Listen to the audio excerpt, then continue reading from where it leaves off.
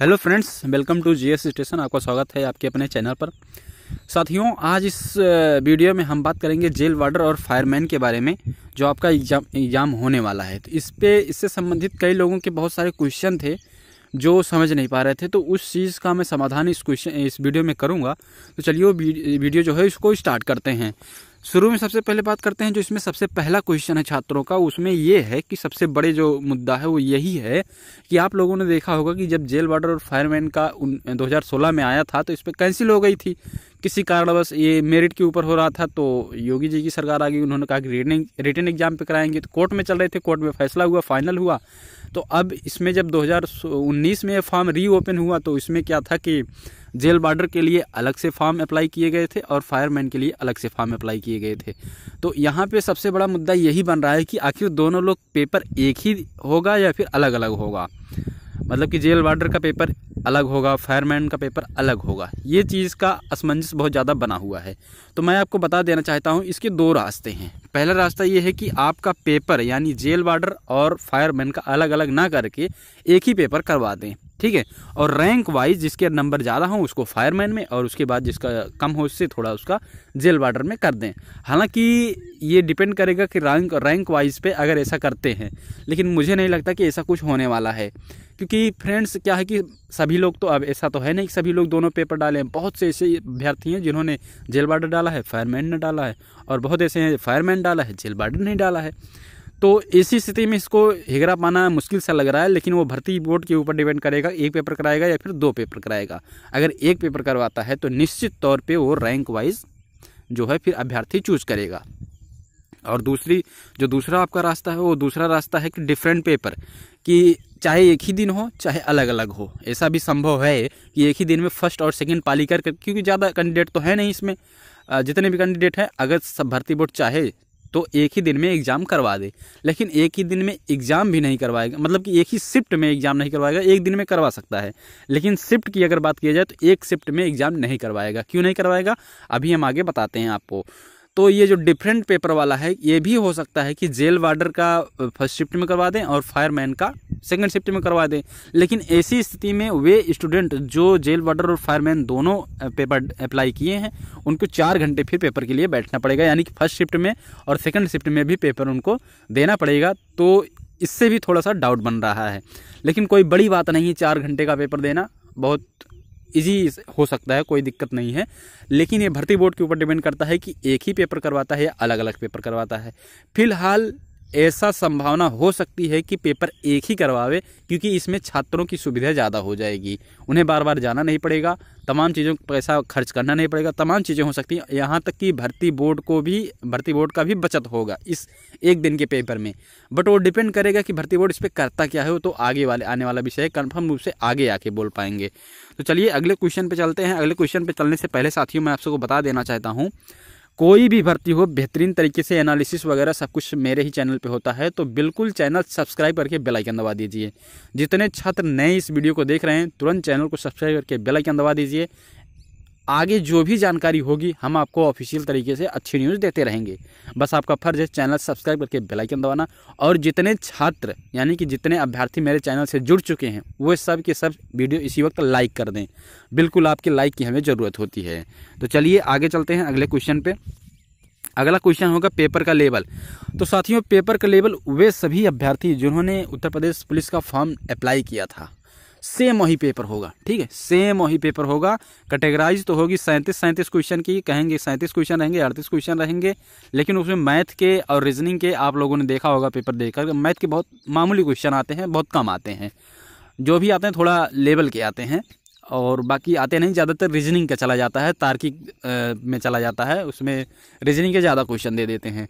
और हिंदी तो आपकी इजी ही रहती है, आप सबने देखा होगा। मतलब कि सेम वही उत्तर प्रदेश पुलिस का पेपर जैसे आया था। अब की बार 41,520 की बात नहीं कर रहा हूँ, 41,520 में पेपर लेवल दूसरा था और 49,568 में पेपर लेवल दूसरा था। तो जो पेपर का लेवल आपका 49,568 में आया था, वही सेम पेपर लेवल इसमें रहेगा जेल वार्डर और फायरमैन में।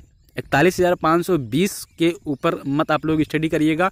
49,568 का जो पेपर लेवल है उस हिसाब से आप तैयारी करिएगा, क्योंकि अगर आप 49,568 का लेवल की तैयारी कर लेते हैं तो मैं दावे से कह रहा हूँ 41,520 का पेपर आप चुटकियों में सॉल्व कर देंगे। ऐसा पेपर था 49,568 का। ठीक है, पढ़ने वालों के लिए एकदम ईजी था और ना पढ़ने वालों के लिए बहुत ही हार्ड था। तो पेपर लेवल सेम वही है जो आपका यहाँ पे एक उत्तर प्रदेश पुलिस का था 49,568 में, उससे डिफरेंस बिल्कुल भी पेपर नहीं होगा। चलिए आगे चलते हैं अगले क्वेश्चन की तरफ। अगला क्वेश्चन क्या है कि एडमिट कार्ड कब आएगा। आप सबको पता है सितंबर लास्ट वीक में आप सबका पेपर होगा, ऐसा नोटिस आ चुकी है, ऑफिशियल वेबसाइट पे आई हुई है। तो ये आप सबको अच्छे से मालूम होगा, जो उत्तर प्रदेश पुलिस भर्ती बोर्ड है ये जो है एडमिट कार्ड पेपर के 10 दिन पहले देता है। पेपर के 10 दिन पहले वो एडमिट कार्ड जारी करता है, यानी कि लास्ट वीक में अगर है एग्ज़ाम तो सितंबर फर्स्ट वीक लास्ट में आपका एडमिट कार्ड आप सबको आ जाएगा। लेकिन इसकी सूचना जो है कि एडमिट कार्ड अब आएगा और पेपर अब होगा, इसकी आधिकारिक सूचना जो है वो 1 दिसंबर के आसपास ही आ जाएगा, सितंबर के आसपास। सितंबर में एग्ज़ाम है तो 1 सितंबर के आसपास इसका ही जो है सारा टाइम टेबल शेड्यूल आ जाएगा। ठीक है, बट एडमिट कार्ड आपका 10 सितंबर के आसपास ओपन होगा, क्योंकि 10 दिन पहले ही एडमिट कार्ड जारी करता है उत्तर प्रदेश भर्ती बोर्ड, और इससे पहले जो है जारी नहीं करता। ये सब हो रही है मतलब नकलबाजी को रोकने के लिए। चलिए अगले क्वेश्चन पे चलते हैं। अगला क्वेश्चन जो भी हो, तो अगला क्वेश्चन है सितंबर फर्स्ट वीक, हमने बता दिया। नेगेटिव मार्किंग, हाँ आप लोग पूछ रहे हैं नेगेटिव मार्किंग। देखिए साथियों, जो सच्चाई मैं आपको बता देना चाहता हूँ, अगर यूपी चाहे, ठीक है, तो सारे स्टूडेंट का पेपर एक ही दिन में करवा दे, एक ही दिन में सभी छात्रों का पेपर करवा दे, और इसमें नेगेटिव मार्किंग और क्या बोलते हैं इसको, नॉर्मलाइजेशन की बिल्कुल फर्क ही ना पड़े, कोई दिक्कत ही ना पड़े।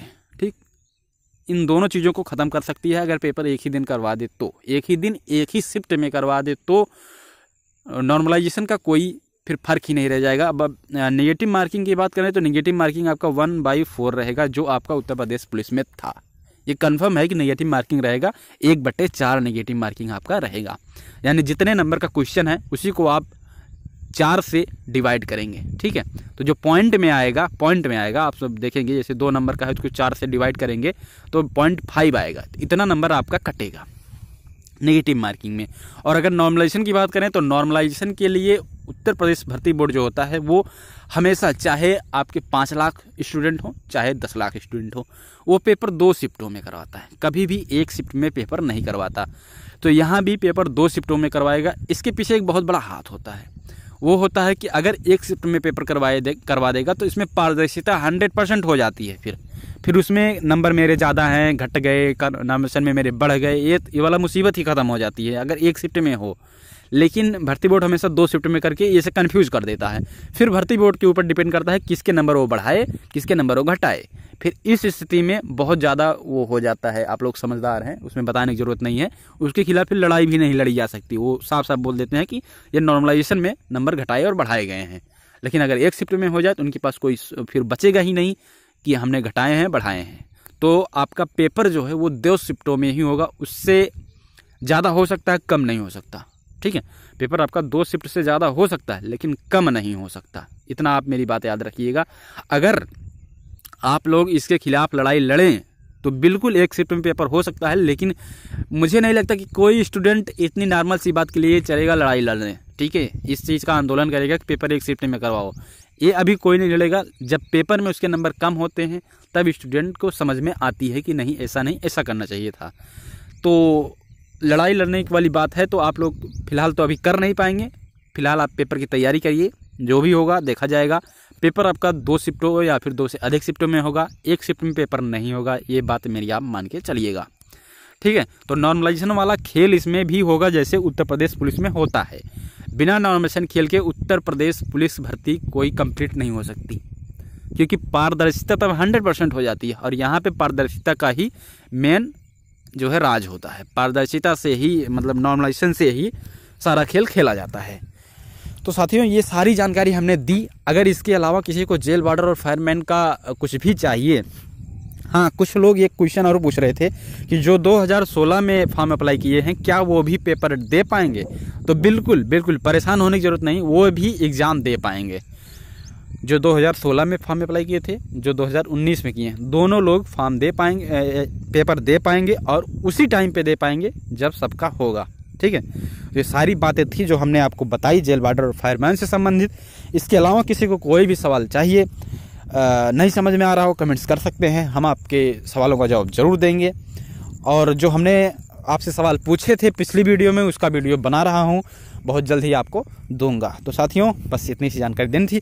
मिलते किसी दूसरे वीडियो में, तब तक के लिए नमस्कार, जय हिंद।